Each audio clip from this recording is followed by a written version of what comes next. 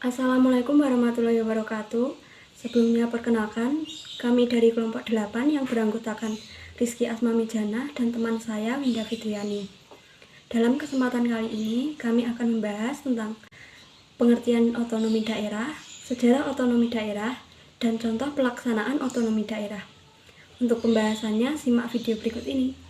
Otonomi daerah adalah suatu keadaan yang memungkinkan daerah dapat mengaktualisasikan tensi terbaik yang dimilikinya secara optimal. Menurut Kamus Besar Bahasa Indonesia, otonomi daerah merupakan hak, wewenang, dan kewajiban daerah untuk mengatur dan mengurus rumah tangganya sendiri sesuai dengan peraturan perundang-undangan yang berlaku.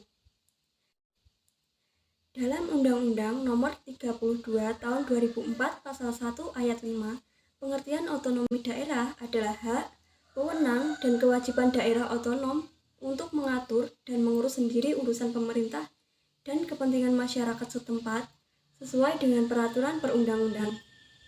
Selanjutnya akan dilanjutkan oleh teman saya Winda Fitriani. Selanjutnya, sejarah otonomi daerah. Peraturan perundang-undangan pertama kali yang mengatur tentang pemerintahan daerah pasca proklamasi kemerdekaan adalah UU Nomor 1 Tahun 1945.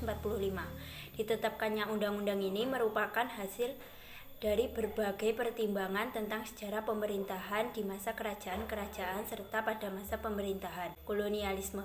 Undang-undang ini menekankan pada aspek cita-cita kedaulatan rakyat melalui pengaturan pembentukan badan perwakilan tiap daerah. Dalam undang-undang ini ditetapkan 3 jenis daerah otonom, yaitu keresidenan, kabupaten, dan kota. Periode berlakunya undang-undang ini sangat terbatas, sehingga dalam kurun waktu 3 tahun belum ada peraturan pemerintahan yang mengatur mengenai penyerahan urusan kepada daerah. Selanjutnya, contoh-contoh otonomi daerah. Yang pertama, aturan kebijakan daerah. Salah satu contoh otonomi daerah yaitu suatu kebebasan pemerintah dalam membentuk kebijakan daerah. Pemerintah daerah tersebut bisa berupa gubernur, bupati, camat, kepala desa, ketua RW, hingga ketua RT diperbolehkan membuat kebijakan serta kewenangan dalam ruang lingkup wilayah yang dipimpinnya. Yang kedua, penentuan UMR. Upah minimum daerah memiliki nilai yang berbeda-beda di setiap daerah. Tentunya hal ini merupakan akibat dari ditetapkannya sistem otonomi daerah. Pemerintah daerah akan menentukan UMR sesuai dengan kebutuhan dan kondisi yang ada di suatu daerah. Kebijakan ini tentunya dibuat dengan mempertimbangkan banyak hal dan tidak hanya mendukung satu pihak saja. Yang ketiga, penggunaan APBD.